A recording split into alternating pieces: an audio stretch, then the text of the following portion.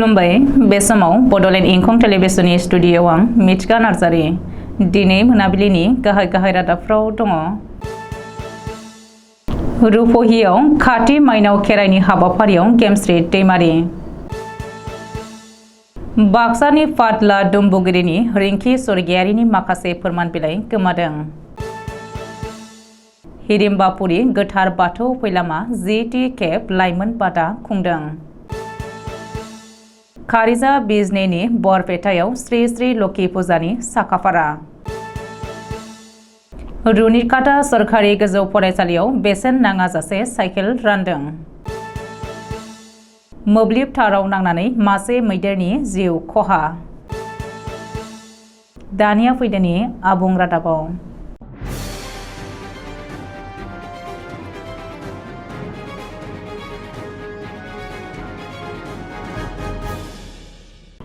बर'नि मुंदांखा महरगिरि गेमस्रि दैमारिया रुपहियाव काति माइनाव खेराइनि हारिमु मोनाबिलिखौ समायना रमायना खालामनो थाखाय बाहागो लाफैदों।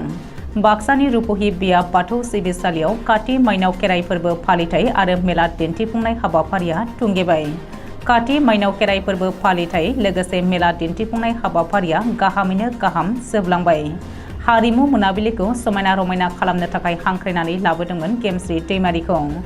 बे हाबाफारियाव बर'नि मुंदांखा महरगिरि गेमस्रि दैमारिखौ नायनो थाखाय गोबां सुबुंफोरा बाहागो लाफैदोंमोन।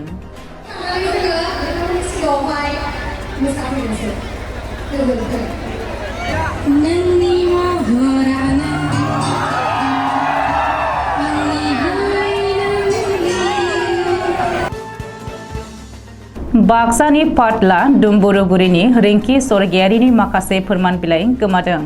रिंखि स्वर्गियारिया गबरथनायाव साख्रि एप्लाइ खालामनो थांदोंमोन आरो बेखौ खालामखांनानै गबरथना बाजाराव बाजार खालामखांनानै न'फारसे गिदिंबोफिननाय समावनो स्कुटियाव आलायनानै लानाय फैसा बेगआ बबेयावबा गनानै थाबोदों। बे गनानै थाबोनाय फैसा बेगआव रिंखि स्वर्गियारिनि ATM card, voter card, Aadhaar card, PAN card, आरसि दङमोन।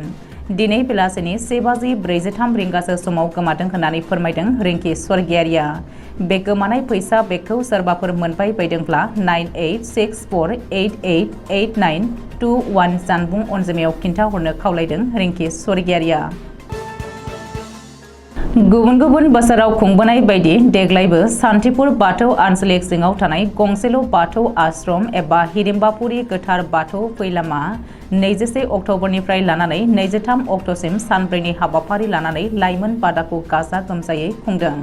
हिरिम्बापुरि गोथार बाथौ फैलामनि बे लाइमोन बादा खुंनायनि थांखियानो जाबाय लाइमोनफोरखौ बाथौ धोरोमनि सानथौनि बागै मिथिहोनाय, बुहुमाव बाथौ धोरोमखौ फेहेरनाय, फुवारनाय आरो बाथौ धोरोमखौ सिबिनाय खुलुमनाय फुजिनायखौ बाथौ सिबियारिफोरनो मोजाङै मिथिहोनाय।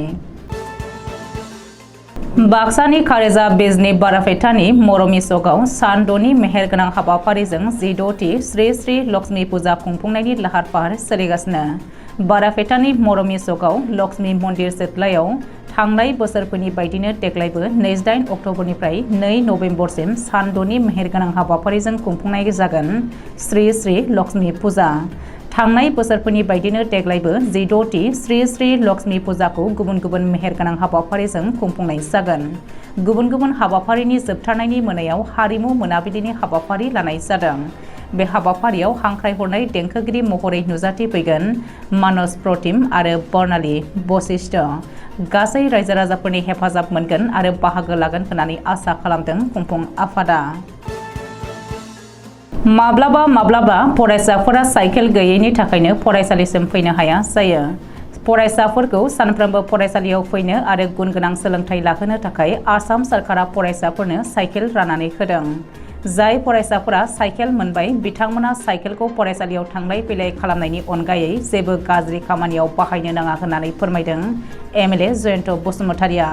चिरां जिल्लानि रुनिकाटा गोजौ फरायसालियाव दिनै थाखो 9नि फरायसाफोरनो गिबियै 20 गं साइकेलफोरखौ लाइमोनफोरनो आसाम प्रज्ञान भारती स्किमनि जोहै बेसेन नाङाजासे साइकेल राननानै होदों 36 नं बियाबनि एमएलए जयन्त बसुमतारिया। रुनिकाटा गोजौ फरायसालियाव गासै गं 353 साइकेलखौ मोननो हादों। बे हाबाफारियाव बाहागो लाफैदोंमोन एमएलए जयन्त बसुमतारीजों लोगोसे 14 नं इउपिपिएल दोलोनि आफादगिरि बिरदाव मुसाहारि, रुनिकाटा थानानि ओसि बिप्लब कनवार आरो ओनसोलनि गोबां दैदेनगिरिफ्रा। सोनाब बंग'नि खालसिनि ओनसोलाव मासे हाग्रानि मैदेरा मोब्लिब ताराव नांनानै दुखुनांथावै जिउ खहा जादों। खालसिनि ओनसोलनि मेन्दाबारि गामियाव जलदापारा हाग्रामानिफ्राय आदार नागिरनानै फैनाय मैदेरा बुधबारनि फुं 30:30 रिंगासोआव मोब्लिब ताराव नांदों आरो थैनो गोनां जादों।